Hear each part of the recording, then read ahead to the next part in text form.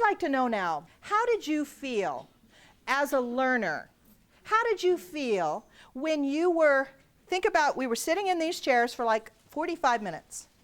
Then we were working and doing the variety of things out here.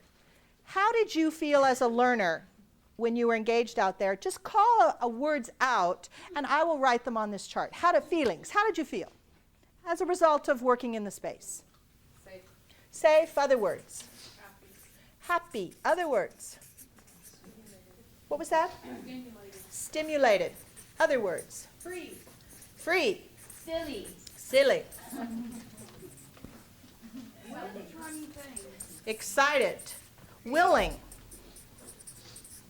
Two more. Energized. One more.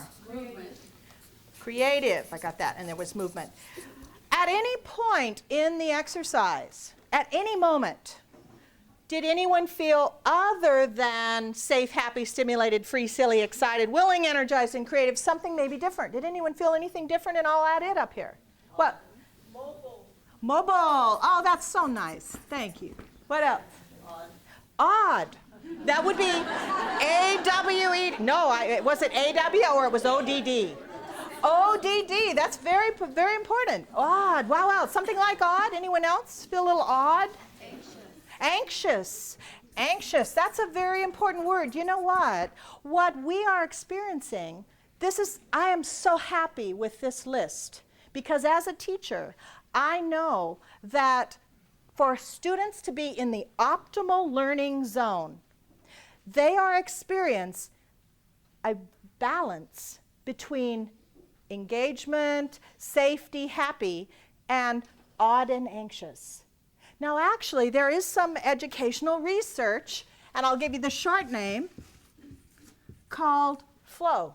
That you don't need to write it down. We'll talk about it. It was a gentleman named Mihai Csikszentmihalyi. He is a educational psychologist with 14 Z's in his name. But if you Google FLOW, you can find the research. And he wanted to know, as an educator, what is it that places learners in that zone where time goes away, you're scrapbooking, you're gardening, you're singing, you're doing what you do that you love to do, you're reading, and time goes away. Oh my gosh, where did the time go? Hopefully you're not driving. The flow state. Hey, I've been driving when that happened, have you? Yeah, it's like, whoa, how did we get to your mind? You are engaged. If we as teachers could learn how to get students to this place, they belong to us because they're riveted, they're waiting for my every word as the teacher. So what Csikszentmihalyi said is that place can be shown by a simple graph. He said on the one side of the graph, you need a word like safe, comfort. Kids need to be able to come in and be comfortable. They need to know that they can be protected, that they can raise their hand, and that they can speak without being humiliated. You know, all those things we do as good teachers to have comfort. Okay, so comfort can lead to what if there's too much of it? Boredom. You know what? I was literally bored to tears in third grade because it never changed.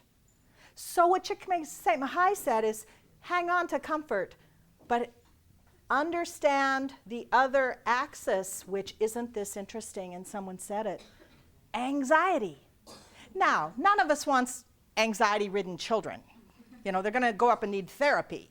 So he says, you know, anxiety, if we go too far, what happens to children that become too anxious in classrooms? Shut down. They shut down. They stop learning. So we have to be careful to not have them shut down, but on this end is something called curious.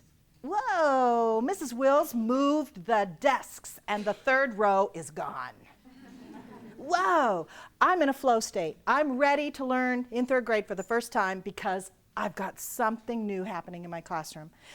Csikszentmihalyi's research, I think, is really important to arts education because it's about how we use the arts, the tools of the arts, to wake kids up to learning, to make them curious, to surprise them, to have them try something new, to make them just a little bit uncomfortable but safe so that they try new things.